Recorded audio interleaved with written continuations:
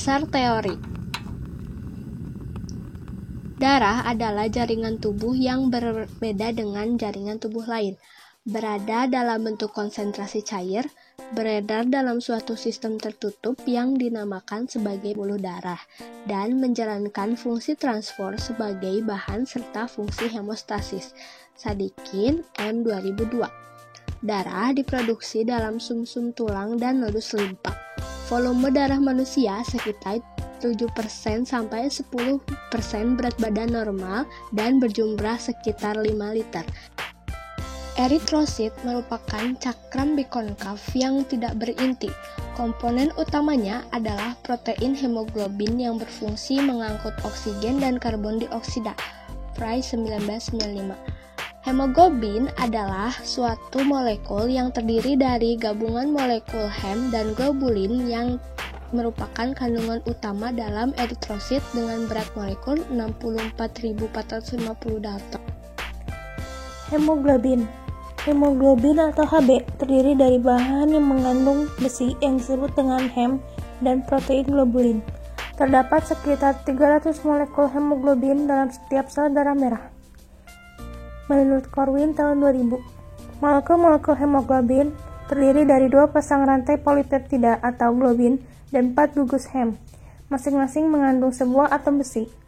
Konfigurasi ini memungkinkan pertukaran gas yang sangat sempurna, menurut Price tahun 1994. Hemoglobin terdapat dalam sel darah merah dan merupakan pigmen pemberi warna merah sekaligus pembawa oksigen dari paru-paru ke seluruh sel-sel tubuh. Kekurangan hemoglobin menyebabkan terjadinya anemia yang ditandai dengan gejala kelelahan, sesak nafas, pucat, dan pusing. Kelebihan hemoglobin akan menyebabkan terjadinya kekentalan darah jika kadarnya sekitar 18-19 gram per mili yang dapat mengakibatkan stroke. Nilai normal untuk pria dewasa sekitar 14-18 gram per desiliter. Untuk wanita, 12-16 gram per desiliter. Untuk bayi yang baru lahir, 16-25 gram per desiliter. Untuk balita, 10-15 gram per desiliter. Dan untuk anak-anak, 11-14 gram per desiliter. Pemeriksaan kadar hemoglobin dengan metode Sahli. Tujuannya untuk menentukan kadar hemoglobin dalam darah. Prinsip metode Sahli yaitu hemoglobin dalam darah akan bereaksi dengan HCl 0,1N membentuk asam hematim berwarna coklat. Kemudian, warna yang terbentuk diukur pada Sahli hemometer dengan menambahkan aquades hingga warna pada tabung dan hemometer sama. Lalu, hitung berapa kadar hemoglobinnya.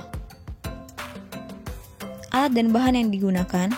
Yang pertama, hemometer Sahli, yang kedua squid, yang ketiga autoklik, yang keempat kapas, yang kelima HCl 0,1N, yang keenam aquades, yang ketujuh alkohol 70%, yang kedelapan darah kapiler atau vena pasien. Selanjutnya yaitu langkah kerja metode Sahli.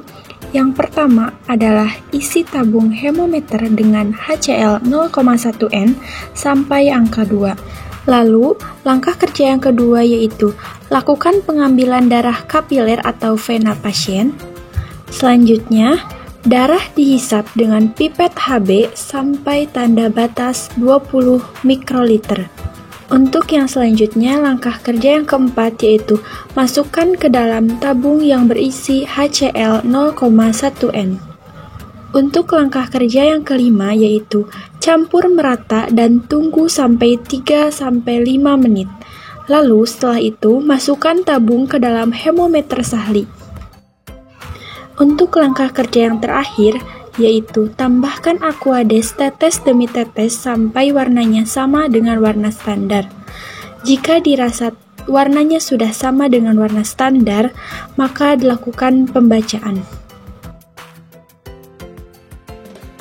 Pemeriksaan hemoglobin metode Sianmet hemoglobin.